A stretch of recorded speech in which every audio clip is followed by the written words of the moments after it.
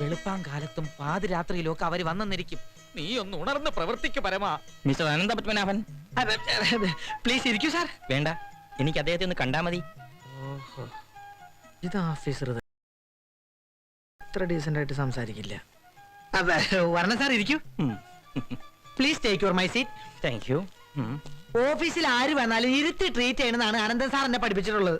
എങ്ങനെയുണ്ട് ബിസിനസ് ഒക്കെ? അൺസൈക്കബിൾ സാർ. ബിസിനസ്സിൽ കേറാൻ മൊത്തം കീഴ്പ്പെടുത്തിരിക്കുകയാണ് അനന്തൻ സാർ. സാർ, ഒരു ഗ്ലാസ് ഗ്രേപ്പ് ജ്യൂസ് എടുക്കട്ടെ സാർ? ഫ്രിഡ്ജിൽ വെച്ച് തണുപ്പിച്ചത്. No thanks. ഓക്കെ, ഞാൻ രക്ഷപ്പെട്ടു. അല്ല, പുള്ളി ഒരുപാട് പേർക്ക് കാശ് കൊടുക്കാണ്ടെന്ന് ഞാൻ കേട്ടല്ലോ. എവിടെ? ഇതൊക്കെ ഇൻകം ടാക്സ് ഓഫീസർമാരിന്ന് രക്ഷപ്പെടാനുള്ള നമ്പർ അല്ലേ അനന്തൻ സാറിന്റെ? ആട്ടെ, നിങ്ങൾക്ക് ശമ്പളം കറക്റ്റ് ആയിട്ട് തരാറുണ്ടോ? ആ സ്വപ്നം ഞാൻ എന്നെ അറുത്ത് കളഞ്ഞു സാർ. അതെന്താ? ഇപ്പൊ ഞാൻ ചായ കുടിക്കാൻ പുറത്തു പോയാൽ അവൻ 10,000 രൂപ വരും പരിപ്പട വാങ്ങിച്ചു നളം പറഞ്ഞ്. അങ്ങനെ ഒരു സ്പെഷ്യൽ മെന്റാലിറ്റിയാ. ആ സാർ, ബാങ്ക് ബാലൻസ് മാത്രല്ല കേട്ടോ, അവനിപ്പോ കിടക്കാൻ പോലും സ്ഥലമില്ല. അവന്റെ വീട്ടിൽ ഈ കിടക്കയിൽ മൊത്തം പൈസ വിരിച്ചു വെച്ചിരിക്കുക. ഇപ്പൊ തന്നെ 500 നോട്ടാണ് സാർ അവൻ തലവണിക്ക് വരെ ഉപയോഗിക്കുന്നത്. ഒരു രസം കേൾക്കണം സാർ, ഒരു ദിവസം രാത്രി തിരിച്ചു വരുമ്പോ അവനെ കുറച്ച് കശ്മലന്മാർ കഴുത്ത് ഞെരിച്ച് പണം തട്ടിയെടുക്കാൻ ശ്രമിച്ചു. ആ, ഇപ്പൊ അവൻ ഇതിനൊക്കെ രക്ഷപ്പെടാൻ വേണ്ടി ജൂഡോ, കരാട്ടെ, കുംഫൊക്കെ പഠിച്ചോണ്ടിരിക്കാൻ കേട്ടോ. എങ്ങനെയുണ്ട്?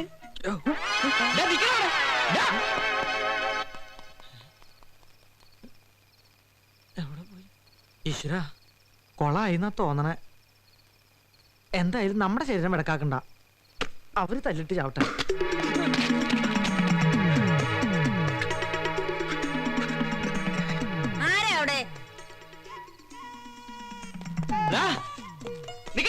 എന്റെ കാശിനോ നീ വിടത്തില്ല. ആര് പറഞ്ഞിട്ടാ നിങ്ങളോട് കേറിയതാ? അവൻ ഇങ്ങോട്ട് ഇറക്കി വിടാളെ. വെറുതെ പ്രശ്നം ഉണ്ടാക്കരുത്. മര്യാദയ്ക്ക് പുറത്തു പോകുന്നുണ്ടോ? അവനെ കൊണ്ട് ഞാൻ ഇന്ന് പോകത്തുള്ളൂ. ഇറങ്ങി വാ.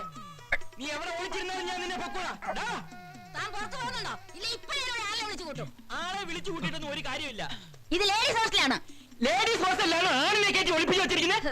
ഇറങ്ങി വാടാ. എടാ, ഞാൻ അങ്ങോട്ട് വന്ന് നിന്നെ ഇങ്ങോട്ട് പിടിച്ചിറക്കാൻ മേലാഞ്ഞിട്ടല്ലടാ. ഇംഗ്ലീഷ് പറഞ്ഞ് എന്നെ പേടിപ്പിക്കരുത്. ഇതുപോലെ കുറച്ച് കണ്ടിട്ടുള്ളതാ. ഇനി ബഹളം ഉണ്ടാക്കാൻ ഞാൻ ഇപ്പൊ പോലീസിനെ വിളിക്കും. പോലീസ് അല്ല, ഇനി പട്ടാളം വന്നാലും എനിക്കുമില്ല. എനിക്കല്ലേ ആശാ വരുത്. ഇറങ്ങി വാടാ. എടാ, ഇറങ്ങി വരാനാ പറഞ്ഞേ. നിന്നെ എടുത്തോളാ.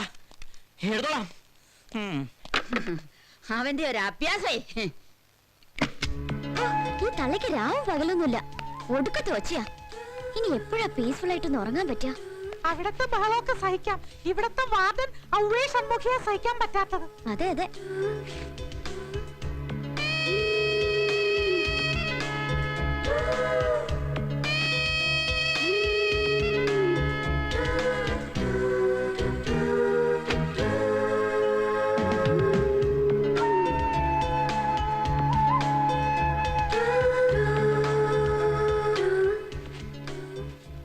കിടന്നുറങ്ങിയില്ലേ ഇതുവരെ? മണി 10 ആയല്ലോ. ആ, ലൈറ്റ് ഓഫ് ചെയ്തിട്ട് പോയി കിടന്നുറങ്ങിക്കേ. ശരി.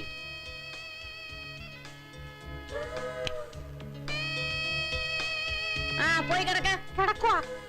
കിടന്നോളാൻ. കിടന്നു.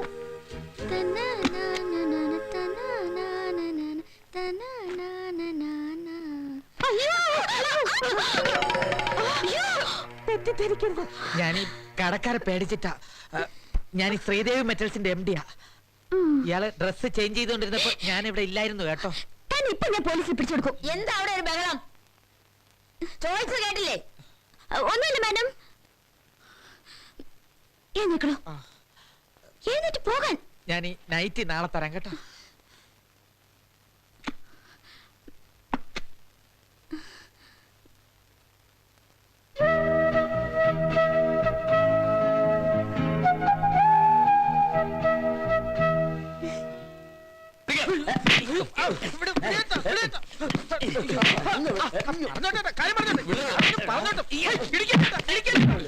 ഇനി നിന്റെ കാശൊന്നും നിങ്ങൾക്ക് വേണ്ട. മേലാരും പറ്റിക്കാത്ത അവസ്ഥയിലാക്കണമെന്നേ ഉള്ളൂ.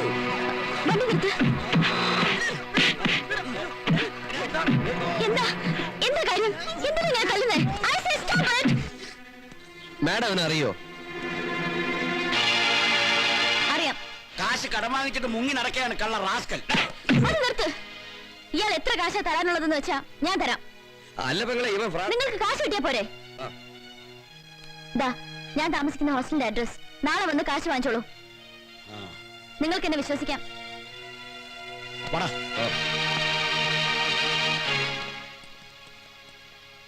കൈവച്ച ബിസിനസ് എല്ലാം നഷ്ടത്തിലായി. കടക്കാരിൽ നിന്നും രക്ഷപ്പെടാൻ വേറെ ഒരു മാർഗവും കാണാത്തോണ്ട ഇങ്ങനെ ഓരോ പച്ചക്കള്ളങ്ങള്. എന്തർത്ഥത്തിലാ ഇവരുടെ കടം ഏറ്റെടുത്തത്? ചില്ലറ കാശൊന്നുമല്ല. ഇതുകൊണ്ടൊന്നും എന്റെ കടം തീരാനും പോകുന്നില്ല. വേണമെങ്കിൽ ഒരു പുതിയ കടക്കാരി കൂടിയായെന്ന് വിചാരിക്കാം. ബദരയും മൂകയുമായ ഭാവി വധുവായിട്ട് എന്നെ അവതരിപ്പിച്ചില്ലേ?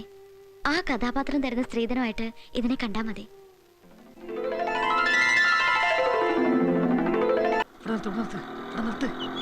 എത്രയാ? തന്നേര് സാറേ. പിടിച്ച പിടിച്ച.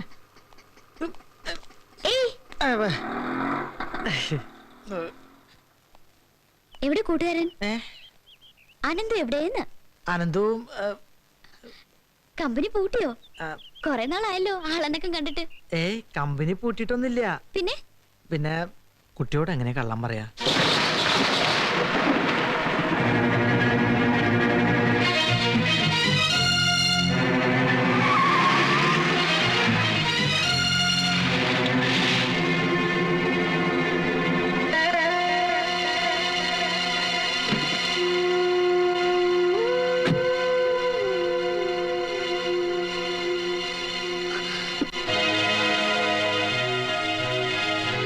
എന്താണ് ഇതിന്റെ അർത്ഥം?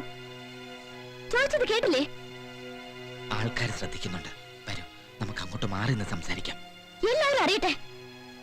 നാളെ അനന്തുവിന്റെ വിവാഹമാണെന്നുള്ളത് സത്യമാണോ? അത് സത്യമാണോ എന്നാണ് ഞാൻ ചോദിച്ചത്.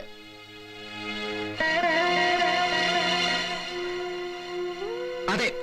ഇതൊക്കെ നിങ്ങൾ അന്വേഷിക്കേണ്ട കാര്യം എന്താ? എങ്കിൽ പിന്നെ എന്തിനായിരുന്നു എന്റെ അടുത്ത് ഈ നാടകമൊക്കെ? എന്ത് നാടകം? എനിക്കൊന്നും മനസ്സിലാകുന്നില്ല. കുറച്ച് കാശ് ഞാൻ നിങ്ങളോട് കടം വാങ്ങിയിട്ടുണ്ട്, സമ്മതിച്ചു. അത് എത്രയും പെട്ടെന്ന് തിരികെ തരാം. അതിന് ഇങ്ങനെ ഇവിടെ ഒന്ന് പ്രശ്നം ഉണ്ടാക്കേണ്ട കാര്യമുണ്ടോ? അപ്പൊ ഇത് എനിക്കറിയില്ല, എനിക്കൊന്നും അറിയില്ല. ആരെങ്കിലും എന്തെങ്കിലും വാഗ്ദാനങ്ങൾ തന്നിട്ടുണ്ടെങ്കിൽ അതിന് ഇവിടെ വന്ന് മതി. ഇനി ഒന്നും എനിക്ക് കേൾക്കണ്ട. കാശിന് വേണ്ടി നിങ്ങൾ എന്തും ചെയ്യാൻ പഠിക്കാത്ത ആളാണെന്ന് എനിക്കിപ്പോ ബോധ്യമായി. പക്ഷേ നിങ്ങൾ എന്നോട് ഈ കാണിച്ചതിന് ദൈവം ചോദിച്ചോളും. നിങ്ങളെ പോലുള്ള ഒരു ദുഷ്ടനെ വിവാഹം കഴിക്കേണ്ടി വരുന്ന ഇവിടുത്തെ കുട്ടിയോട് എനിക്ക് സഹതാപമാണ്. നാളെ കൂടുതൽ കാശ് കിട്ടുമ്പോ അതിനെ പോലെ തള്ളിപ്പറയില്ലെന്ന് ആര് കണ്ടു?